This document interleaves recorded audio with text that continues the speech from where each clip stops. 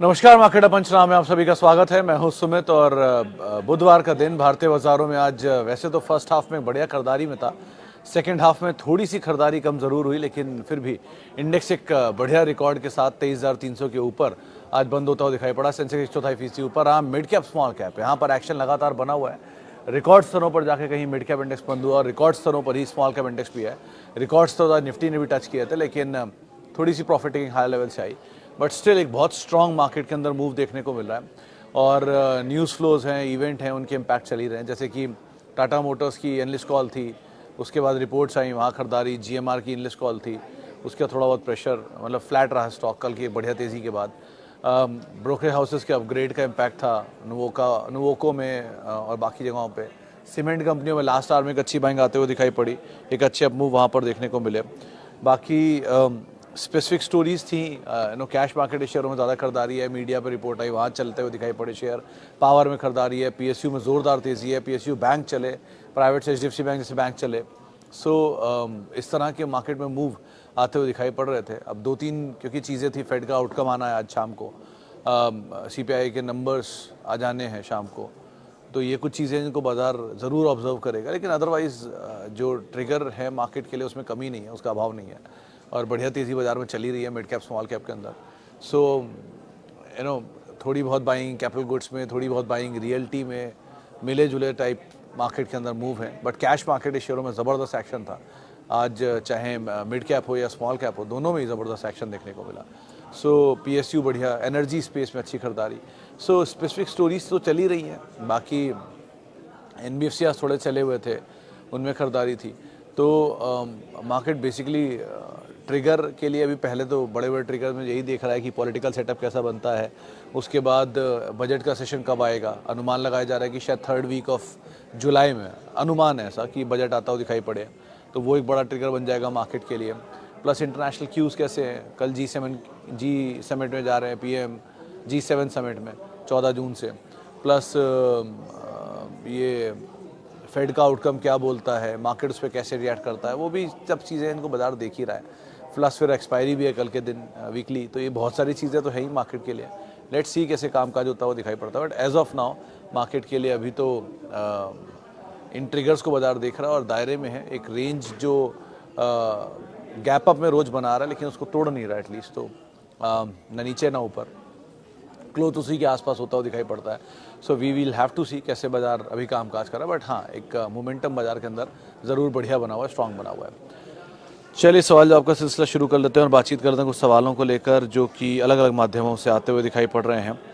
सबसे पहले सवाल जो मेरे पास आए हैं, ज़रा वो देख लूँ पहले किधर गए हैं सवाल।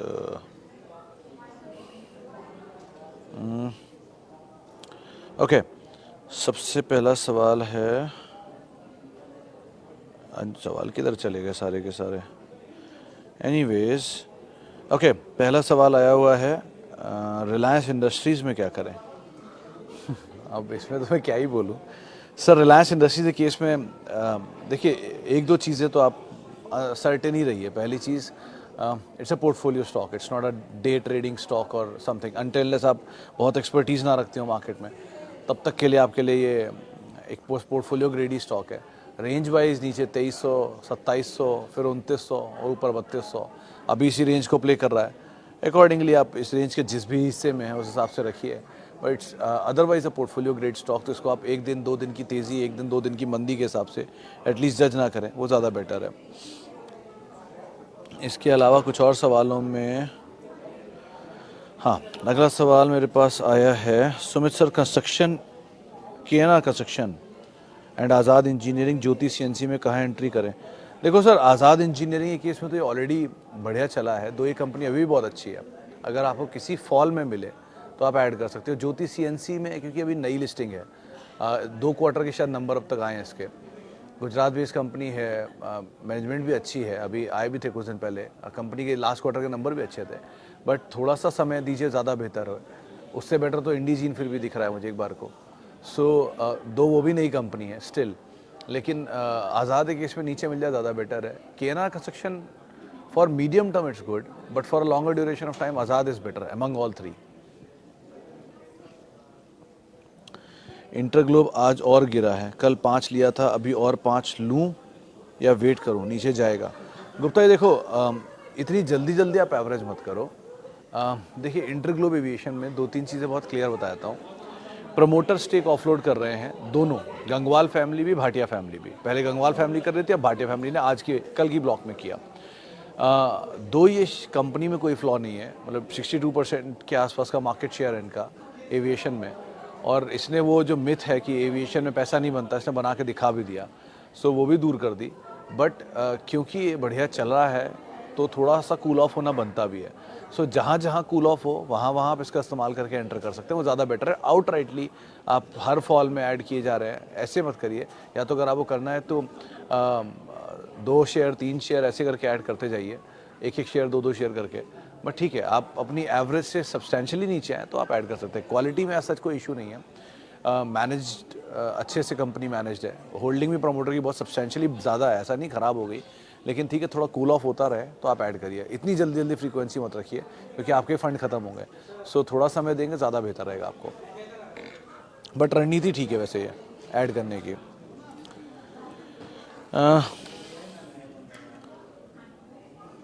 सुब्रॉस में क्या करना चाहिए? 3% का लॉस है अप्रॉक्सीमेटली।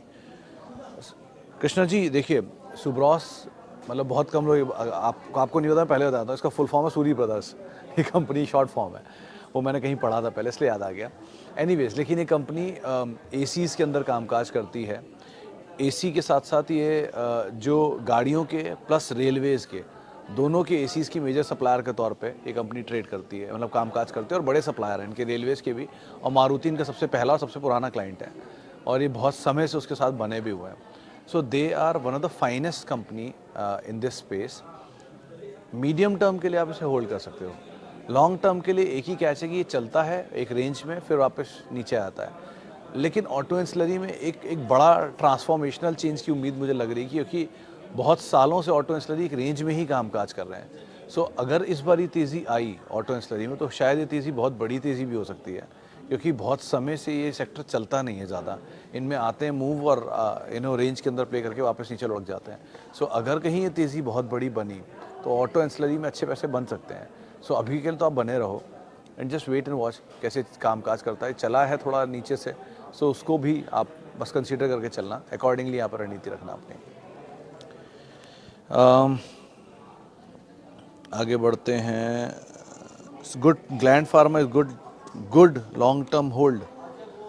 गेमर जी देखिए, पहली चीज़ तो गेमर पर्सन नाम है इनका, हैंडल जो है, लेकिन पहली चीज़ कि अगर आप ऐड करना चाह रहे हो लॉन्ग टर्म के तो Alkem seems better. One, Alkem, Divi's, Reddy's, ये 3 नाम तो हैं ही जिनको आप आराम से लॉन्ग कर सकते हो, होल्ड कर सकते हो।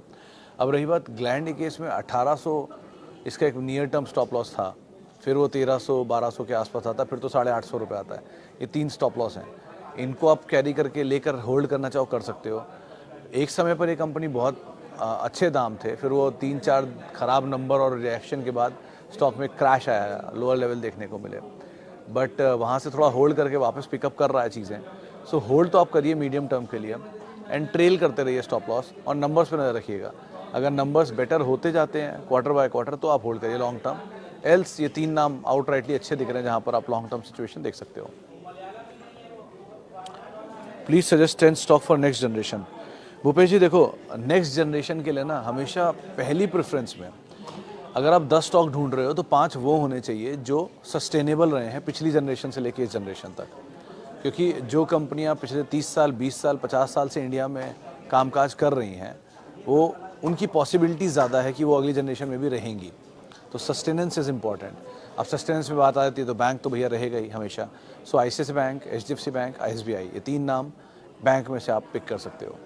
IT भी रहेगा क्योंकि बैंक है तो IT भी रहना ही रहना है। सो आती है बात TCS, टेक महिंद्रा, इन्फोसिस, ये 3 नाम आप रख सकते हो। ज़्यादा तो L&T इन्फोटेक, माइंडट्री, HCL भी हो सकता है, लेकिन वहाँ पर एक सस्टेनेबिलिटी उसका इशू आ सकता है सक्सेसर को लेकर, तो इसलिए 3-4 नाम रखे हैं।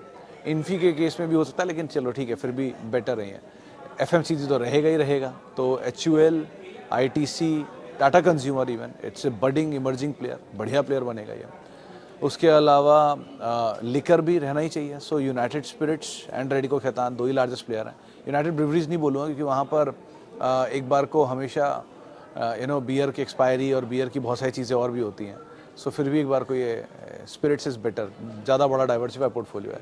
फार्मा तो रहेगा ही रहेगा 100%। So then comes these Divi's, Alkem, Reddy's, hospital चाहिए तो अपोलो, मैक्स, ये कुछ नाम हो सकते हैं, या इवन मेदांता कहीं नीचे मिल जाए तो ये कुछ 4-5 नाम सेक्टर तो रहने ही रहने हैं। अब फिर इमर्जिंग बडीज़, ये 5 तो या 6 तो आपके वो हो गए जो हमेशा रहेंगे ही। एक 70% या 60% पोर्टफोलियो इनको दे दीजिए। Then comes emerging buddies. उस इमर्जिंग बडीज़ के अंदर आप जो नए थीम्स घूम रहे हैं, जिसमें आता है सीई इन्फोटेक, या ये केन्स टेक, ये कंपनी आज़ाद इंजीनियरिंग, ये सब नए धंधे हैं, अच्छे कारोबार हैं, इनमें से फोकस कर सकते हो किसी पे। बट यहाँ पिक एंड चूज़ करने की ज़रूरत है, और यहाँ ज़्यादा कॉशियस लगेगा। एंड देन कम्स की ऐसी कंपनियाँ जो would be a game changer going forward, तो उसके लिए थोड़ी और R&D करनी पड़ेगी, थोड़ी और मेहनत। तो ये पहले तो ये 10 स्टॉक ऐसे ढूंढ लीजिए अगली जनरेशन के लिए, और जब एक सब्सटेंशियल गेन या पोजीशन इनकी हो जाए, तब आप थोड़ा मिड कैप स्मॉल कैप में चर्निंग कर सकते हो। बट आउटराइटली कुछ शेयर तो आपको लेके हमेशा रखने ही पड़ेंगे। वो शेयर हमेशा ऐसे होंगे जिनकी सस्टेनेबिलिटी बहुत इंपॉर्टेंट है। तो सस्टेनेबल स्टॉक्स को रखिए, क्योंकि अभी बाजार बुल मार्केट में है, स्ट्रॉन्ग बुल मार्केट में है। अभी सब कुछ अच्छा है, सब कुछ तेज़ है, लेकिन एक fall, difference between man and boys आपको पता चल जाएगा। सो इसीलिए एटलीस्ट थोड़ा तो सस्टेनेबल स्टॉक को रखिए अपने पास। Okay, sir. I have 200 share of DVs and I am at 25% profit. Should I sell some shares and enter Elkem? I doubt, Shah साहब। मेरे ख्याल से तो बने रहो कि ऐसा कोई ख़राब ऑप्शन डीवीस भी नहीं है, बहुत बीट एंड डाउन है हायर लेवल से। और एल्केम में रिसेंटली झटका आया था नीचे, तब वो अच्छा दिन था। स्लोली एंड स्टेडली वो सरक के 46 से 51 तो पहुंच ही गया आज। तो बेटर इसकी थोड़ा वेट कर लीजिए, नीचे मिल जाए तो बात अलग है, लेकिन अभी के लिए तो डीवीस में कोई बुराई नहीं है। नया निवेश करना चाहते हो तो आप कर लो, कोई दिक्कत नहीं है, लेकिन आउटराइटली एग्जिस्टिंग निवेश को निकाल के उसमें जाना इज़ नॉट लॉजिकल। अभी के लिए आप बने रहो, ज़्यादा बेटर है। सुमित जी आए, good afternoon Tanuj ji. Need your views on Amrutanjan, Gland Pharma, Alkyl Amines, TTK Prestige, holding them for more than 1 to 2 years. Alkyl you should hold, Amrutanjan you can hold for a medium term, even Gland भी कोई दिक्कत नहीं है, you can hold easily. TTK Prestige के case में 1% ही अभी, तो wait and watch is better option. Can I start adding stocks like BEL, HCL now? Already बहुत बड़ी तेज़ी के बाद आप BEL, HCL में जाना चाह रहे हो। एक PSU जिसको आप आइडेंटिफाई कर सकते हो उसमें कंटेनर कॉर्प मुझे पहले भी ठीक लग रहा था, अभी भी मैं वही बोल रहा हूँ कि कॉनकॉर या मॉइल, ये 2 नाम है जहाँ पर अभी बहुत स्कोप ऑफ ग्रोथ दिख रहा है, लेकिन बाकी तो सब में बहुत तेज़ी आ चुकी है। सो थोड़ा सा कूल ऑफ होने दिए तो ज़्यादा बेटर है, आउटराइटली तो मत ही जाइएगा। और wait and watch is better, patience रखिए थोड़ा सा। क्वालिटी आपके पास भी ख़राब नहीं है स्टॉक्स की जो आपके पास हैं अभी। ओके, नमस्ते सर, मेरे पास कोचिन शिपयार्ड के 1810 के भाव के 40 शेयर हैं। मुझे क्या करना चाहिए, होल्ड करूं या निकल जाऊं? प्लीज़ हेल्प कीजिए, मुझे कुछ पता नहीं है। रीना जी देखो, अगर आपको कुछ नहीं पता है और आपको गेन हो रहा है, तो आप पहला काम तो ये करो कि अपना कैपिटल निकालने की कोशिश करो, जितना निकाल पाओ, क्योंकि बहुत तो कैपिटल नहीं निकलेगा, लेकिन अगर निकल आता है तो थोड़ा कैपिटल निकाल लो। और अगर आपका कैपिटल नहीं निकल रहा तो एक स्टॉप लॉस के साथ आप होल्ड करो। स्टॉप लॉस क्या होगा, जितना आप रिस्क झेल पाओ, 5%, 10%, जो आपको लगे कि आप मैक्सिमम रिस्क झेल सकते हो, उस रिस्क का एक स्टॉप लॉस ले लीजिए। स्टॉप लॉस शुरू में बुरा लगेगा कि मेरे को लॉस बुक हो गया और वहाँ से घूम गया तो, लेकिन आप believe me, stop loss are the your best buddies in market if you are for a medium term or for a shorter duration of time. Long term हो, आपको पैसे का कोई इशू नहीं है, आप होल्ड कर सकते हो, समय भी बहुत दे सकते हो, फिर आप आराम से होल्ड करो। बट उससे इसमें आप घबराना मत, कल को अगर यही शेयर आपको आधे दाम पर भी दिखे तो, क्योंकि हम हमेशा शेयर लेते टाइम ये ध्यान नहीं देते हैं कि शेयर नीचे भी आएगा। पहली मेंटालिटी हमारे मन में यही होती है, खरीदा और उसके बाद हम ऊपर ही बेचेंगे, लेकिन दूसरी मेंटालिटी का भी ध्यान रखिए कि शेयर नीचे भी आते हैं, तो उसका भी ध्यान रखिएगा। अगर एपेटाइट अलाउ करता है, समय देना अलाउ करता है, नया लेना अलाउ करता है, तभी आप वो मेंटालिटी रखिएगा, वरना अदरवाइज़ आप अकॉर्डिंगली कॉल लीजिएगा इसमें। सुमित जी, टेक्समैको में 56 शेयर हैं, आज सेल कर दिए 20% रिटर्न पर, 100 थे अभी भी। क्या लगता है कंपनी का फ्यूचर? देखिए, अगर टेक्समैको इंफ्रा की बात कर रहे हो गुप्ता जी, तो इसमें एक बाजार में बज़ घूम रहा है कि इनकी दिल्ली में एक लैंड है जिसपे यूएस में एक टाई अप हो सकता है। ऐसी खबरें बाजार में घूम रही है, असल है नहीं ऐसा कुछ भी, कंफर्मेशन नहीं है, लेकिन टाई अप की खबरें हैं जिसके दम पे चला है। सो उस खबरों के बीच में जो गेन मिल रहा है वो तो आप रखिए ही, बाकी वेट करिए।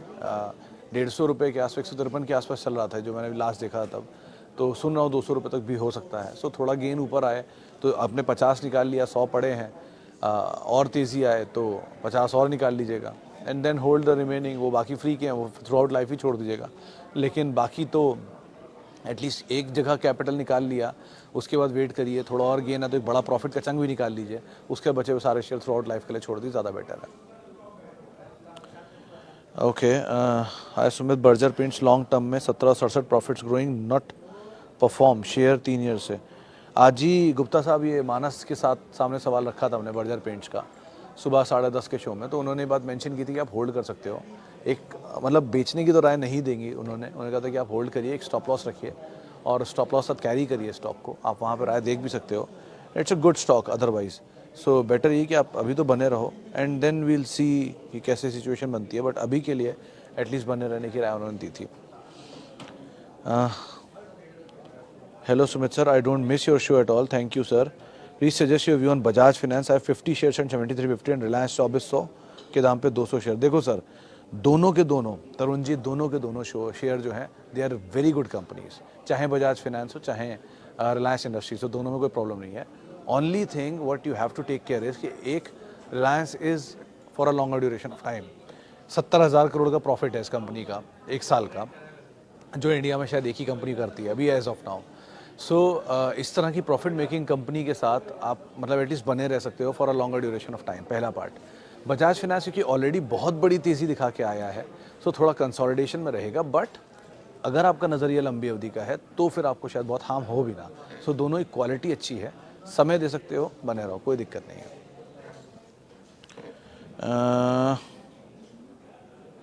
Hello Sumit ji, please suggest on switching from KPIT to Birlasoft, Coforge, Cyient, or should I hold KPIT?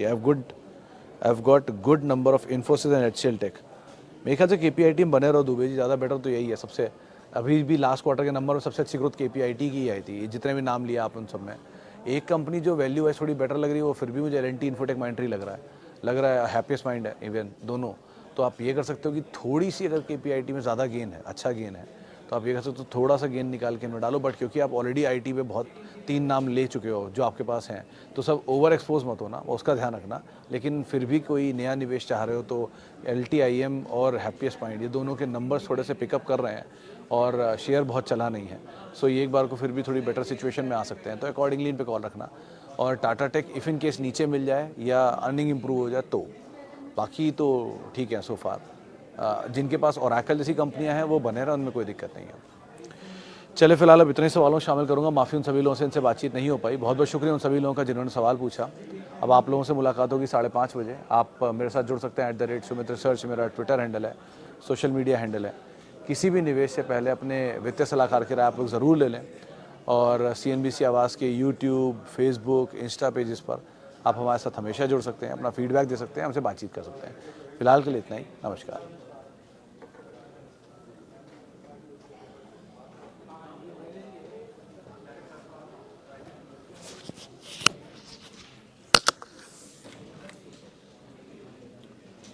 भाई बंद कर दे लाइव।